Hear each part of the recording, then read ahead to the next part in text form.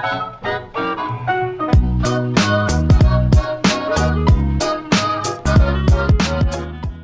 YouTube, my name is Nero. Today we have some more Call of Duty World War II. Welcome back, ladies and gentlemen. Today I want to talk to you guys about a somewhat controversial topic here in the Call of Duty community. I feel as though Call of Duty World War II is one of the better Call of Duty games to release recently, and I also think it may go down in history as one of the better Call of Duty games in the entire franchise. Now, that's going to be controversial because people are either going to agree with me or they're going to disagree with me. If you disagree, that is perfectly fine. I'm not here to say that I'm right and that you're wrong. I just want to give my opinions as to why so far I am enjoying Call of Duty World War II. But before we get into that, I would like to give the disclaimer. I am not in any way trying to defend the terrible, inexcusably bad launch that Sledgehammer Games has given us so far. There is no excuse for a AAA developer backed by Activision to release a game in this state, especially considering we are now 10 days, about to be 11 days into the game's life cycle, and it still isn't working properly. There is no excuse for that whatsoever. There are so many bugs, so many issues, so many problems, and if you're a content creator like me, somebody that plays the game a lot, you notice each and every one of those tiny little issues, and the more you play, the more they start to weigh on you to the point where you start resenting the game. Like, I'm right there. Don't get me wrong, guys. I've noticed every one of these issues. They bother me to no end, but I'm trying to look past them. I'm trying to look past those issues and think about what the game will be after they are smoothed out, and that game that I am envisioning is a pretty freaking awesome game that has some pretty obvious downsides, and we will be discussing that here in this video. Let's start things off here. Why do I like Call of Duty World War II so much? Number one is the setting, and of course, you guys know that I love World War II. I love everything about the Second World War, and when I say that, I don't like all the death that happened in it. I like it from a historical perspective and like learning about it. It's a piece of history that I find fascinating, and it's my favorite setting in the Call of Duty franchise. Setting is a big deal, right? Don't even think about weapon balance. Don't think about score streak balance or map design or anything like that. Microtransactions, forget all of that for a moment. Just think about the setting, the world in which the game is set in.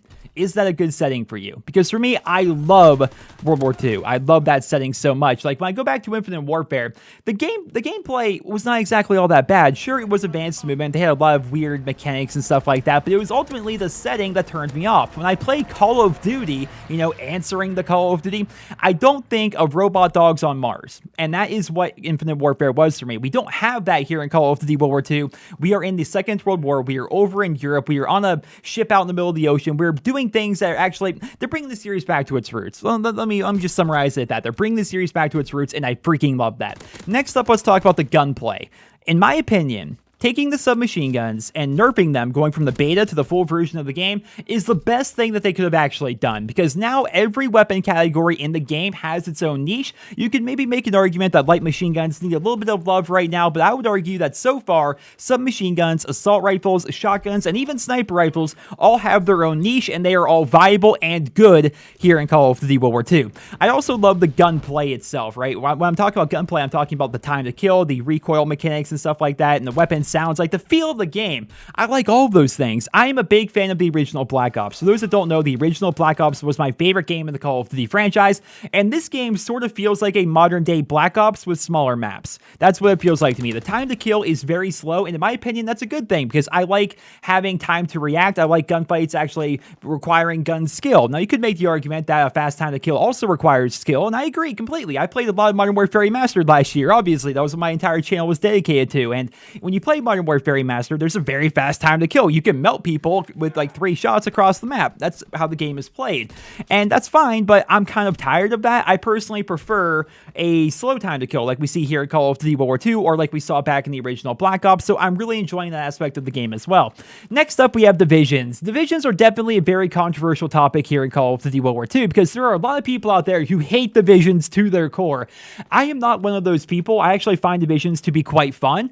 As somebody who is trying to 100% this game's multiplayer, I enjoy the layer of progression that we have with divisions. I like the fact that if you prestige your division one time, you get a permanent basic training unlock, while at the same time, if you prestige your division all 4 times, you get a weapon variant, which I think is actually kind of cool. It's an extra layer of progression that at the same time fundamentally replaces our creative class.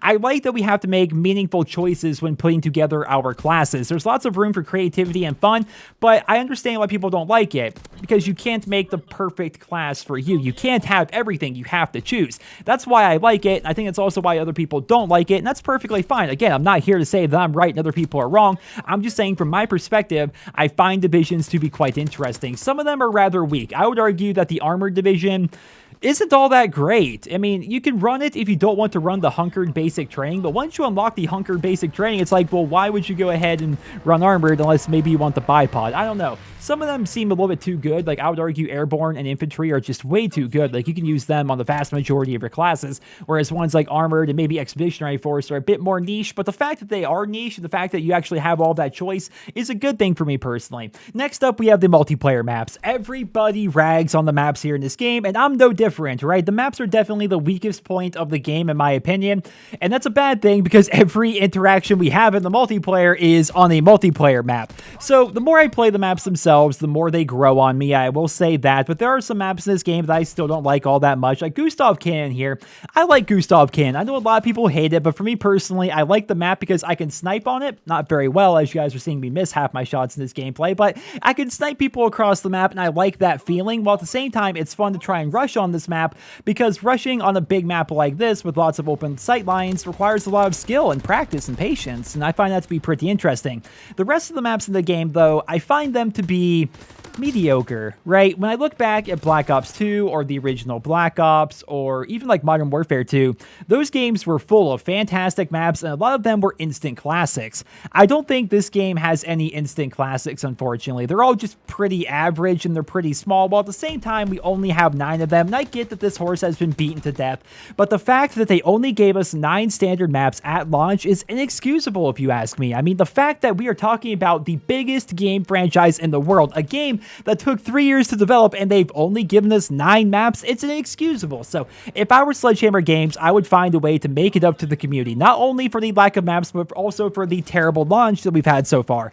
And in my opinion, the best way to do this would be to make it so Quarantine is free for everybody, which I think they're going to do that eventually anyway, but also add 1 or 2 more maps to the game for free before that first DLC comes out in January. I think that's a very good idea. They should do that because it's going to make a lot of people happy, and that's what they need to focus on right now, because Call of Duty World War II sold ridiculously well. For those that don't know, it doubled the opening weekend sales of Infinite Warfare, and you may think that's not a big deal, right? Who cares about Infinite Warfare? No one liked that game. Well, Infinite Warfare outsold Battlefield 1 and Titanfall 2 combined. And so far, Call of Duty World War II has doubled the sales of that game, right? So it's a pretty big deal. A lot of people bought the game this year, and a lot of those people at the same time are disappointed with the terrible launch and the lack of maps in this game. So they can try and fix that and keep those fans happy, and I think they need to do that, because if they do not, those fans may quit again, and if they quit again, they're probably never going to come back. This is a year where a lot of people are returning to the Call of Duty franchise, and if they don't like what they see and they quit again, that might be it for them when it comes to playing Call of Duty, and that's a bad thing for Activision. It's a bad thing for us as the community. It's a bad thing in general. So if I were Sledgehammer Games, I would be working day and night to make the community happy, and how they can do that is adding a couple of free maps to the game before the DLC season hits. And also, when it comes to supply drop weapons, don't do it, right? I've made that video. I showed you guys there are weapons in the game files right now that may be coming to supply drops in the future. Instead of adding them to supply drops, make community challenges. That would actually be fun. So the Arasaka sniper rifle, for example, is a gun that a lot of people want in this game. It's in the game files. It was actually cut. Like, we have images of it and everything. We know for a fact it's in the game files and will likely be coming to supply drops. Instead of adding it to some new operation or something like that, what they should do is put it behind a community challenge. Give us a week or 2 weeks to get, I don't know the number, 1 million, 2 million, 5 million headshots, something like that. And if we accomplish that as a community, everybody gets an Arasaka. That would be fantastic, right? They should really be doing that, and they may actually be doing some cool things like that in the future, because Activision has already made one good decision so far. So for those that don't know, COD points were originally supposed to be coming out for Call of Duty World War II, but they have decided to push it back to November 21st, because they thought to themselves, you know, it would be in pretty poor taste to release microtransactions and COD points in a game that barely works right now. So if they're making that good of a decision so far, maybe they're going to make some other good decisions going forward. That's what I'm hoping for, right? That is going to be what makes or breaks Call of Duty World War II, and dare I say, what may make or break the Call of Duty franchise. Because again, if they add in a bunch of microtransactions and ruin the multiplayer experience like they have so many years in a row now, that may turn off a lot of those returning fans. And if they all quit again, as I said, they're not going to be coming back, and that may be the end of Call of Duty's growth. It may go back to its decline that we've seen year after year after year. Right now, we're on the upswing, and I hope to see it continue to be on the upswing, but that's not going to happen if Activision continues down the path they have been going on for the past couple of years. We're going to have to see. But ladies and gentlemen, so far, Call of Duty World War II, in my opinion, is an awesome game. If I can ignore the launch and all of its terrible bugs, and if I can ignore what may happen in the future in terms of DLC and microtransactions, and just think about the core game itself, the core gameplay, I think it's really good. I think it's the best COD since Black Ops 2. I think it's better than Modern Warfare 3. I think it's better than Ghost. I think it's better than all the jetpack games. I think it's a good experience. And I'm just talking about the multiplayer. That's not even talking about the fantastic campaign. If you guys haven't played the campaign, it is ridiculously good. And Zombies is fantastic as well. Like, the game itself is awesome. But right now, it's being ruined by a terrible launch, and it may be ruined in the future by microtransactions and Activision's greedy business practices. We're going to have to see, ladies and gentlemen. The future of the Call of Duty franchise is always up in the air, and we never know what's going to happen next, but that's part of the reason why it's so darn interesting to follow. Well, ladies and gentlemen, that's all I have for you guys here in this video. Thank you all so much for listening. Let me know your thoughts down there in the comment section below.